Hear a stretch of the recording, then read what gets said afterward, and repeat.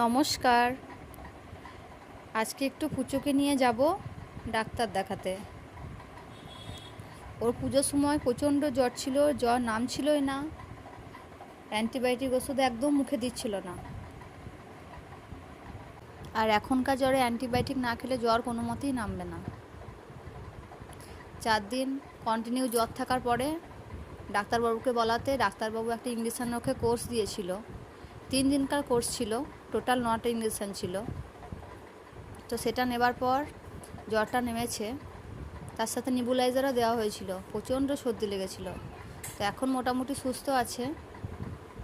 তো এখন আজকে যাচ্ছি ওকে একটু চেক আপ করাতে। যেতে চাইছে না, ভাবছে আবার ইঞ্জেকশন দেবে। কোনো মতে ভুলিয়ে ভালিয়ে নিয়ে যাওয়া হলো। তো এখন আমরা যাচ্ছি। আমাদের বাড়ি থেকে বেশি দূর না,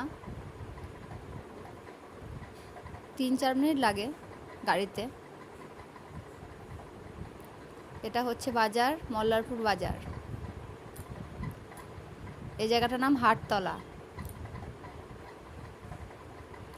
আর এই হাটতলার পাশেই আছে মল্লারপুর রেল স্টেশন। এখানে সবজি, ফল, মিষ্টি দোকানও আছে। এই ডান দিকে এটাই হচ্ছে রেল স্টেশন।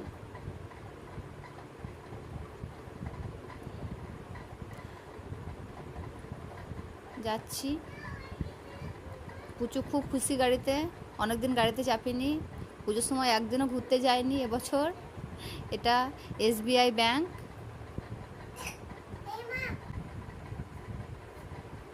আর এই জায়গাটার নাম হচ্ছে নেতাজি মোড়, নেতাজি সুভাষচন্দ্র বসুর স্ট্যাচু।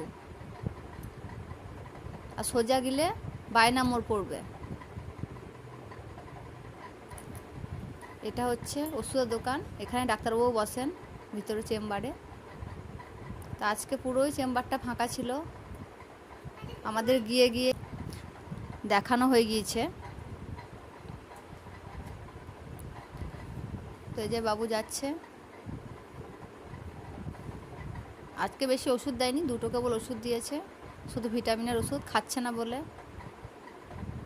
ব্যাস, ডাক্তার দেখানোর পরে বাবু এই যে পোজ দিচ্ছে, ফটো তুলছে।